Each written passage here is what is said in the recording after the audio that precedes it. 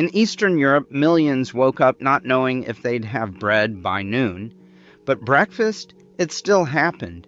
No recipes, no measurements, just muscle memory and whatever survived the night. It wasn't just cooking, it was survival. And looking back at their system, one question won't leave me alone. What are we missing today? The psychology of the stove. In 1939, when the first plane screamed over Warsaw, and later when that same terror hit Kiev and Minsk, the world effectively ended.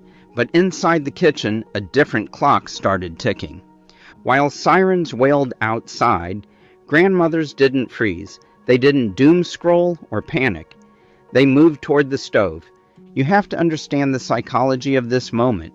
You wake up to a phone alarm. She woke up to the sound of glass shaking in the frames. Why would anyone reach for a pot when the street outside might disappear in 10 minutes? Because she knew something fundamental about human survival. Panic spreads faster than fire. If the children saw her afraid, they would break. If the men saw the table empty, their resolve would crumble. So she wasn't just making food, she was racing the blast. The first bombs always targeted the infrastructure, power lines, water pipes, rail tracks. So before the sirens even finished their first howl, she was already pouring water into the bathtub and the pots. She was covering the bread with a heavy cloth like it was gold bullion. Her trick was simple but brutal. Beat the blackout, beat the bread line. Establish order before the world outside could enforce chaos. Breakfast in these moments didn't try to be fancy, it tried to be permanent. She boiled barley, rye, or potatoes, ancient crops that had survived in the mud for generations.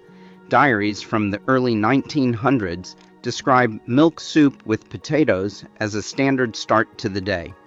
But in 1942, that bowl meant something else entirely. It was a signal.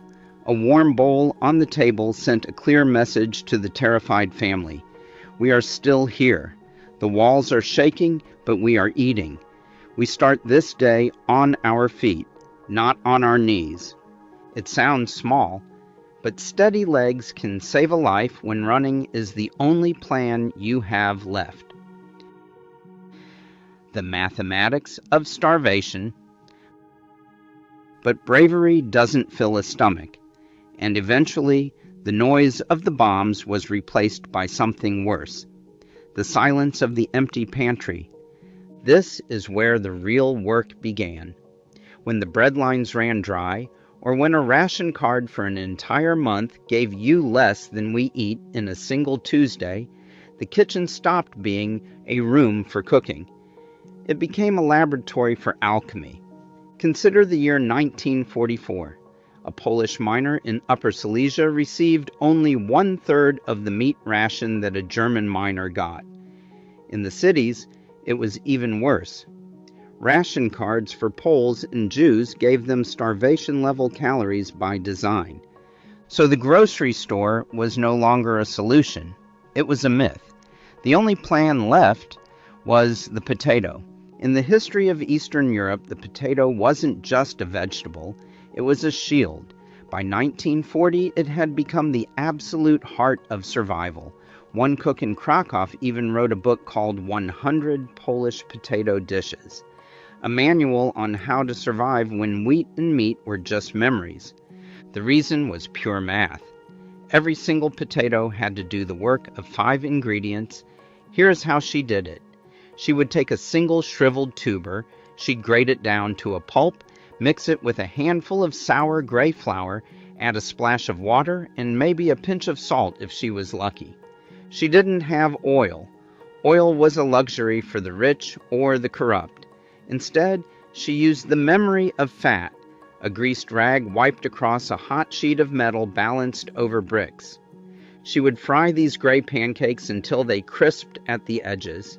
They weren't pretty, they smelled like earth and smoke, but when she put 4 of them on a plate, 4 faces at the table looked a little calmer. And that calm mattered, because hunger makes people desperate. It makes them make bad trades on the black market. It makes them risk their lives for a bag of sugar. By turning one potato into a meal, she bought her family time. She bought them sanity. The soup from nothing. But what happened when even the potatoes ran out? This is where the stories of Jod begin. In 1933, and again in the lean years of the 40s, observers described a soup made from nothing but stale bread and water. To a modern eye, it looks like misery in a bowl, but this gray porridge was a masterclass in deception. For centuries, peasants had relied on brija, thin soups made from overcooked flour or rye. It was normal, but war turned this tradition into a lifeline. The challenge was psychological. How do you make boiling water feel like a meal? First, you make it heavy. You make it stay on the spoon. She would take the rock-hard crusts of old bread so stale it could break a tooth, and soak them until they swelled. Then she added the trick. If there was a jar of sour milk, she added a splash. If there was a rye starter for bread, she stirred it in. Why? Because sourness tricks the stomach. Acidity makes the brain think it's getting something complex, something rich, even when it's just water and starch.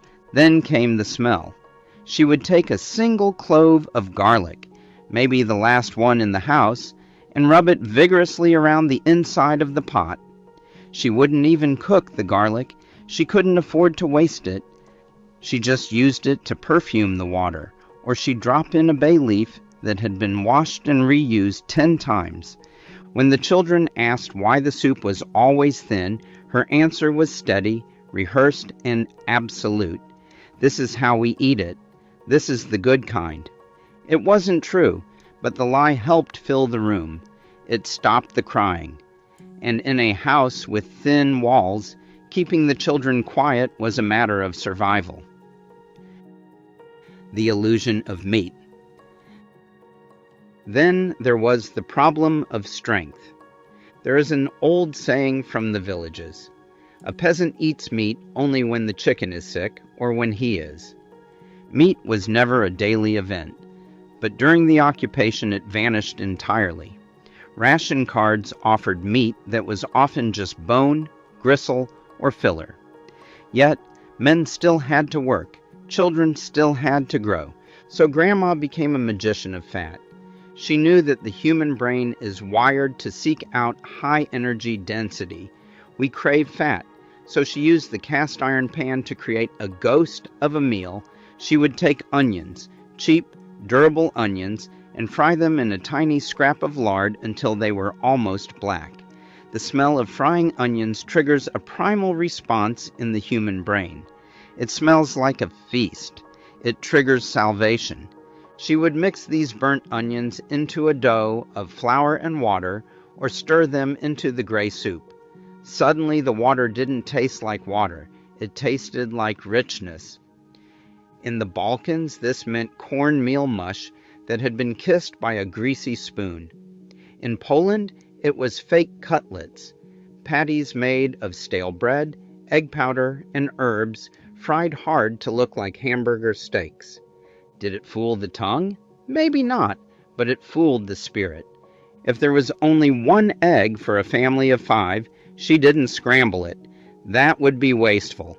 Instead, she beat that single egg into a massive bowl of flour and water to make batter noodles.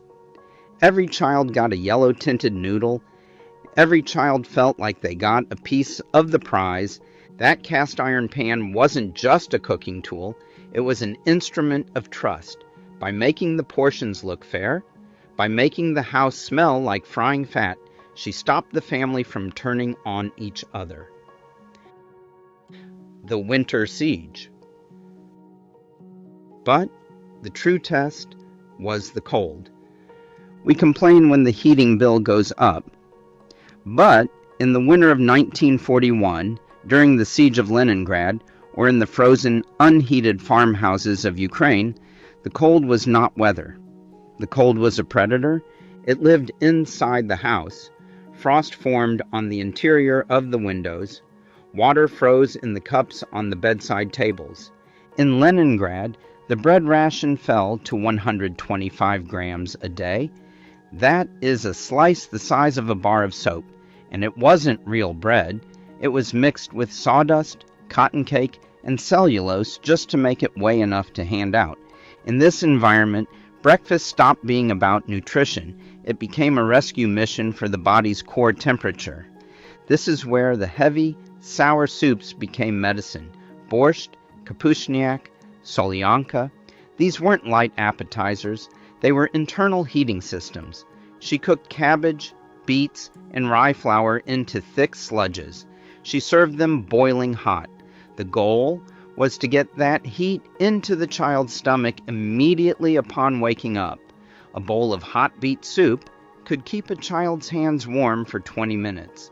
That 20 minutes was the difference between falling back asleep or freezing. And there was a secret ingredient in those jars: vitamin C. She didn't know the chemistry. She didn't know about ascorbic acid. But she knew that in the long gray months without sunlight or fresh fruit, people's teeth started to loosen. Their skin turned gray. So she guarded the sauerkraut barrel with her life. Fermented cabbage was the only source of life in the dead of winter. A spoonful of sour cabbage wasn't a garnish. It was the reason her family didn't get scurvy. It was the reason they could still walk when the snow melted in April. The currency of sugar. And then there was the sugar. If potatoes were the shield, sugar was the currency. From the war years all the way through the communist shortages of the 1980s, sugar was never just a sweetener. It was white gold. In 1976, the Polish government introduced goods tickets specifically for sugar. You couldn't just buy it. You had to earn the right to buy it. This turned every morning coffee into a moral dilemma. Imagine holding a spoon of sugar over a cup. You have to make a choice. Do I sweeten this bitter, fake grain coffee to give my husband a moment of pleasure before he goes to a dangerous job? Do I give it to the child who is crying from hunger pains? Or do I save it? Because that jar of sugar wasn't just food, it was money. 2 kilos of sugar could be traded on the black market for a pair of warm boots. It could bribe a doctor to see your sick mother. It could swap for a bag of coal. Grandma played this stock market every single morning. She calculated the odds in silence. She would take a sip of bitter, black liquid herself, unsweetened always, so that she could leave the crystals in the jar. She was saving up for a crisis she hoped would never come. There was a dark joke from those times. A sandwich is 2 slices of bread with a meat ration card in between. It was funny because it was true. The paper, the tickets, the coupons, the permission slips became more real than the food itself. Grandmas lined up those coupons like general arranging troops. Missing the redemption day meant missing a week of survival. She didn't just cook, she managed a complex logistics operation where the penalty for failure was starvation. The habit that never left. The war ended in 1945, but for her, the war never really ended. Peace came, but the shelves didn't fill up. Regimes changed, borders moved, but the scarcity remained. In the 1980s, meat cards were still a reality in Poland. The strikes, the empty shops, the long lines, it all came back. This is why, even 40 years later, she still cooked like the sirens might start again. She never threw away a bone. A bone was boiled once for soup, then boiled again for stock, then crushed for the dog. She never threw away a crust. Dry bread was saved in a linen sack for jod or breadcrumbs. She never trusted the store to have what she needed tomorrow. Her pantry was a bunker. Bags of flour, sacks of groats, jars of pickled cucumbers stacked floor to ceiling. To a modern grandchild, it looked like hoarding. It looked like anxiety. But to her, it was the only rational way to live. She knew that systems are fragile. She knew that normal life can vanish in a single afternoon. She kept cooking small because her system kept the house calm. By sticking to the old ways, the fermentation, the heavy grains, the strict portioning, she maintained a barrier against the chaos of the outside world. She was teaching us a lesson that we didn't want to hear. You are only as safe as your own two hands. The modern empty fullness. And now, look at us. We live in the world she dreamed of. We have everything. The shelves are never empty. The bread never runs out. We don't have to grate a single potato to survive. But in trading away her struggle, we traded away something else too. We swapped her slow, heavy, sour grains for bright, colorful boxes of instant energy. We swapped her survival jar of fermented cabbage for ingredients we need a chemistry degree to pronounce. We treated breakfast like an inconvenience, something to be unwrapped, swallowed, and forgotten in 5 minutes. And what is the result? We are fuller than ever. We have more calories in a single snack than she had in a day. Yet, look around. We seem more fragile.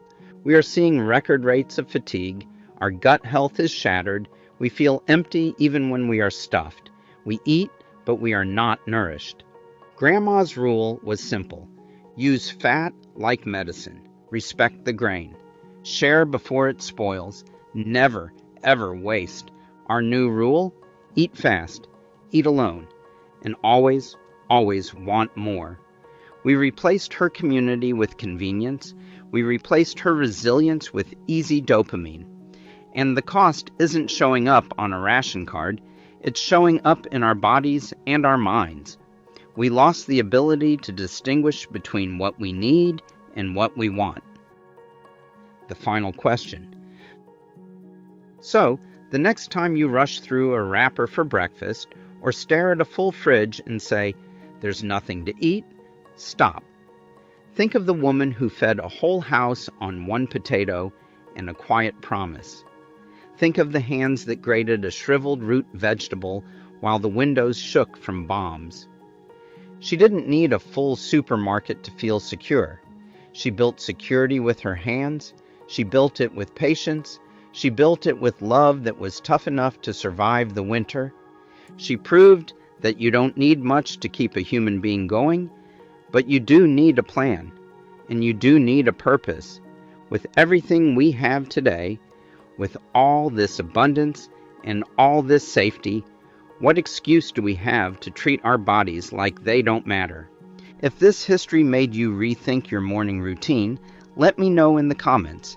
And if you want to hear more stories of survival that you won't find in the textbooks, click this video right here.